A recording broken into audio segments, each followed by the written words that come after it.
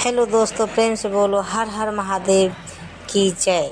सावन माह का पहला सोमवारी व्रत कथा। सावन सोमवार का धार्मिक महत्व बहुत खास माना गया है और यह शिव तत्व की प्राप्ति के लिए सबसे उत्तम और प्रभावशाली अवसर माना जाता है। इस अवसर पर यदि आप सच्ची श्रद्धा से भगवान शिव की पूजा करें और व्रत रखें तो शिव जी आपकी हर मनोकामना पूरी करके आपके जीवन से हर प्रकार के तनाव और कष्ट को दूर करते हैं। व्रत रखने के साथ ही सावन सोमवार की व्रत कथा का पाठ करना भी जरूरी होता है। इस कथा को सुनने के बाद ही आपको व्रत का संपूर्ण फल मिलता है। तो आइए सुनाते हैं सावन के सोमवारी व्रत कथा। सावन सोमवारी व्रत कथा के सुनाने से पहले कमेंट बॉक्स में लिखें हर हर महादेव। तो कथा सुनाते हैं। सावन सोमवार के व्रत में कथा का पाठ करने का महत्व शिव पुराण में बहुत खास माना गया है। मान्यता है कि जो लोग सावन सोमवार का व्रत करते हैं उनको विधि विधान से पूजा करने के बाद व्रत कथा का पाठ जरूर सुनना चाहिए। भगवान शिव का सबसे पहले दूध, दही, घी, शहद और गंगाजल से अभिषेक किया जाता है और फिर विधि विधान से पूजा करने के बाद सावन सोमवार के व्रत की कथा का पाठ करने से आपका व्रत संपूर्ण माना जाता है और पूजा का शुभ फल प्राप्त होता है। सावन सोमवार की व्रत कथा। मृत्यु लोक में भ्रमण करने की इच्छा करके एक समय भूतनाथ भगवान भोलेनाथ माता पार्वती के साथ मृत्यु लोक में पधारे। भ्रमण करते करते दोनों विदर्भ देशांतर्गत अमरावती नाम की अति रमणीक नगरी में पहुँचे। अमरावती नगरी स्वर्ग के सदृश सभी प्रकार के सुखों से परिपूर्ण थी। उसमें वहाँ के महाराज द्वारा बनवाया हुआ अति रमणीक शिव जी का मंदिर भी था। भगवान शंकर भगवती पार्वती के साथ इस मंदिर में निवास करने लगे। एक समय माता पार्वती जी भगवान भोलेनाथ को प्रसन्न देखकर बोली, हे महाराज, आज तो हम दोनों चौसर खेलेंगे। शिव जी ने प्राण प्रिय की बात को मान लिया और चौसर खेलने लगे। उसी समय मंदिर के पुजारी ब्राह्मण मंदिर में पूजा करने आया। माता पार्वती ने पुजारी से प्रश्न किया, पुजारी जी बताओ, इस बाजी में हम दोनों में से किसी जीत होगी। ब्राह्मण बिना विचारे जल्दी से बोल उठा कि महादेव जी की जीत होगी। थोड़ी देर में बाजी समाप्त हो गई और पार्वती जीत हुई। पार्वती को बहुत गुस्सा आया और ब्राह्मण को झूठ बोलने के अपराध के कारण शराप देने चली। भगवान भोलेनाथ ने पार्वती को बहुत समझाया, लेकिन उन्होंने ब्राह्मण को कोढ़ी होने का शाप दे दिया। कुछ समय बाद पार्वती जी के श्रापवश पुजारी के शरीर में कोढ़ पैदा हो गया। वह बहुत अधिक दुखी रहने लगा। पुजारी को कष्ट भोगते हुए जब बहुत दिन गुजर गए तब एक दिन देवलोक की अप्सराएं शिव जी की पूजा करने के लिए उस मंदिर में पधारी। पुजारी के कोढ़ के कष्ट को देखकर उन्हें बड़ी दया आई। उन्होंने उससे रोगी होने का कारण पूछा। पुजारी ने निसंकोच सारी बातें बता दी। वे अप्सराएं बोली, हे पुजारी, अब तुम अधिक दुखी मत होना। सावन सोमवार का व्रत भक्ति भाव से करो। पुजारी ने अप्सराओं से व्रत की विधि पूछी। अप्सराओं ने बताया, सोमवार को भक्ति भाव से व्रत करो, साफ वस्त्र पहनो, संध्या व उपासना के बाद आधा सेर गेहूं का आटा लो और उसके 3 भाग कर लो। घी, गुड़, दीप, नैवेद्य, पुंगी फल, बेलपत्र, जनेऊ, जोड़ा, चंदन, अक्षत, पुष्पादि से प्रदोष काल में भगवान शिव की पूजा करो। उसके बाद 3 भागों में से 1 भाग शिव जी को अर्पण करो। बाकी 2 शिव जी का प्रसाद समझकर उपस्थित लोगों में बांट दो और आप भी प्रसाद समझकर खाओ। इस विधि से 16 सोमवार व्रत रखो। 17वें सोमवार को 5 सेर पवित्र गेहूँ के आटे की बाटी बनाओ, उसमें घी और गुड़ मिलाकर चूरमा बनाओ, भगवान भोलेनाथ को भोग लगाकर उपस्थित भक्तों में बांट दो। इसके बाद कुटुंब सहित प्रसाद लो तो शिव जी की कृपा से उसकी सभी मनोकामनाएं पूरी हो जाती है। ऐसा कहकर अप्सराएं स्वर्ग को चली गई। ब्राह्मण ने यथाविधि षोडश सोमवार व्रत किया तथा भगवान शिव की कृपा से रोग से मुक्ति पाकर आनंद से रहने लगा। कुछ दिन बाद जब शिव जी और पार्वती उस मंदिर में पुनः पधारे, ब्राह्मण को निरोग देखकर पार्वती जी ने ब्राह्मण से रोग से मुक्त होने का उपाय पूछा। ब्राह्मण ने 16 सोमवार व्रत कथा सुनाई। पार्वती जी बहुत प्रसन्न हुई। ब्राह्मण से व्रत विधि पूछकर स्वयं भी व्रत करने के लिए तैयार हो गए। व्रत करने के बाद उनकी मनोकामना पूरी हुई और उनके रूठे बेटे स्वामी कार्तिकेय स्वयं माता के आज्ञाकारी हुए। कार्तिकेय जी को अपना यह विचार परिवर्तन का रहस्य जानने की इच्छा हुई।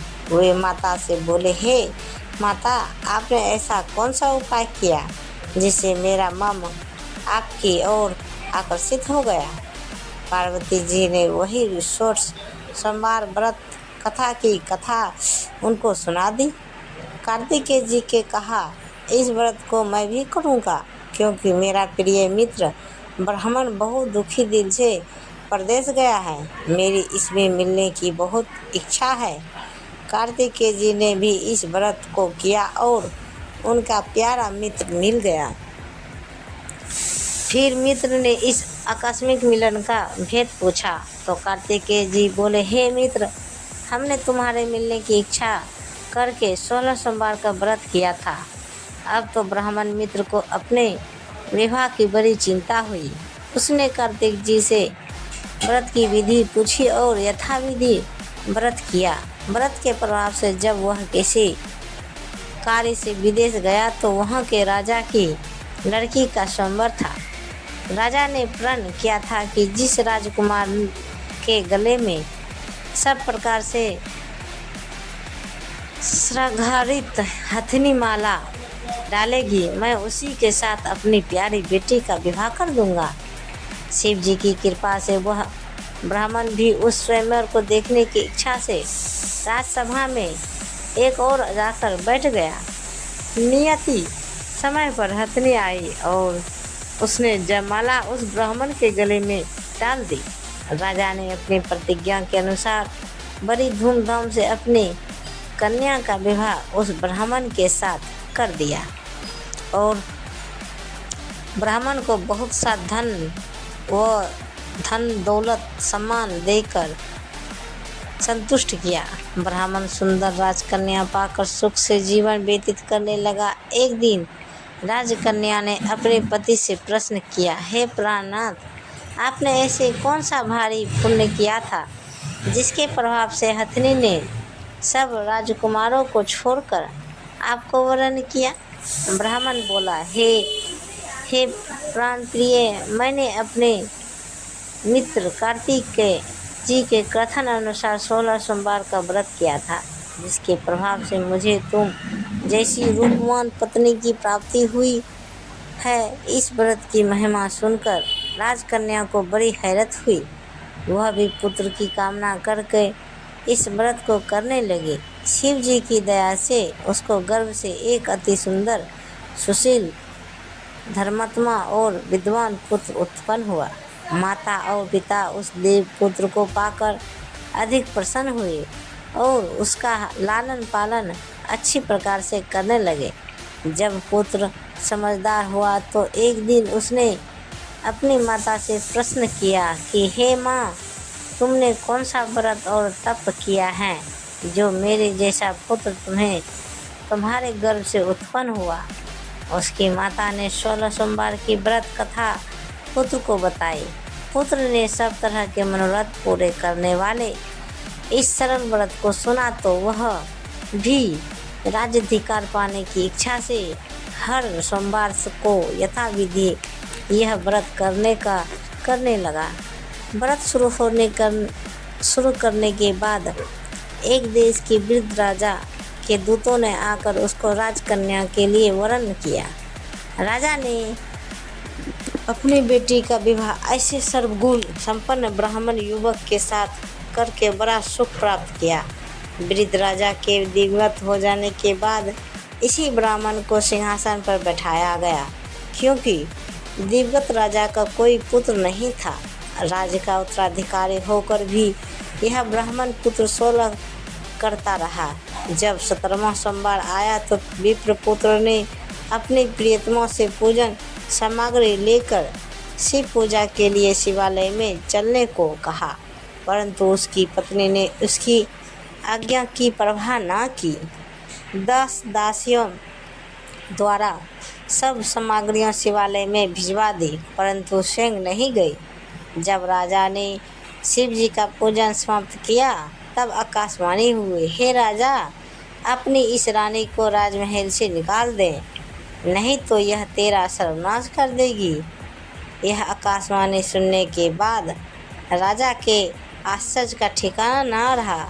उसने मंत्रागण गृह में आकर अपने सभासदों को बुलाकर कहा, मंत्रियों, मुझे आज शिव जी के आकाशवाणी हुई है कि राजा, तू अपनी इस रानी को राज से निकाल दे, नहीं तो यह तेरा सर्वनाश कर देगी।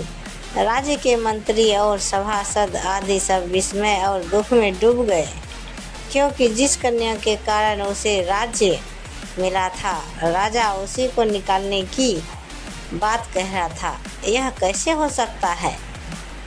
यह कैसे हो सकता था? पर राजा ने मंत्रियों की परवाह नहीं की।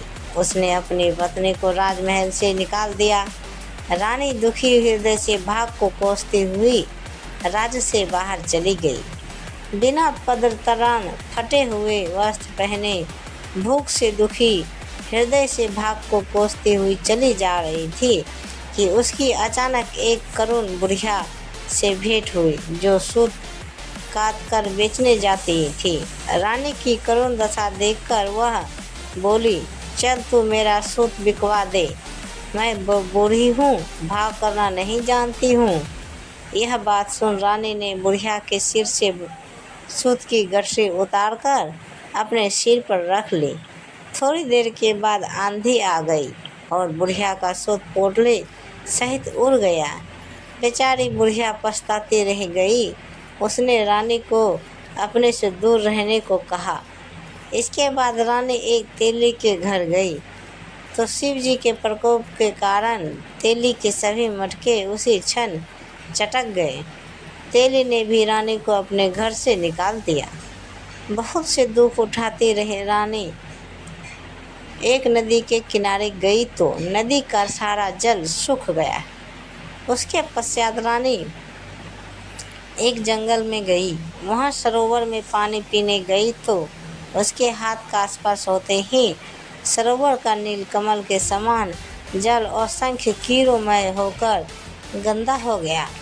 रानी ने भाग पर दोषारोपण करते हुए उस जल को पीकर पेड़ की शीतल छाया में विश्राम करना चाहा, परंतु वह जिस पेड़ के नीचे विश्राम करती उस पेड़ के पत्ते तुरंत टूटकर गिर जाते थे।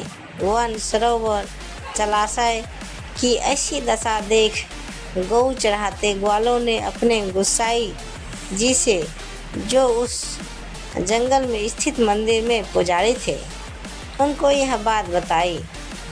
गोसाई जी के आदेश अनुसार ग्वाले रानी को पकड़कर गोसाई जी के पास लाए।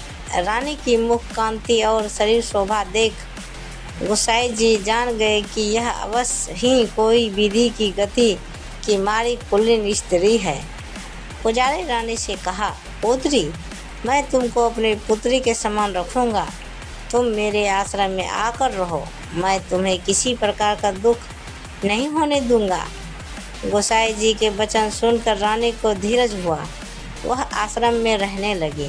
रानी जी जो भोजन बनाती उसमें कीड़े पड़ जाते, जल भर कर लाती उसमें भी कीड़े पड़ जाते। रानी की यह दशा देख गोसाई जी भी बड़े दुखी हुई और रानी से बोले, हे पुत्री, तुम्हारे ऊपर कौन से देवता का प्रकोप है जिससे तुम्हारी ऐसी हालत हुई है।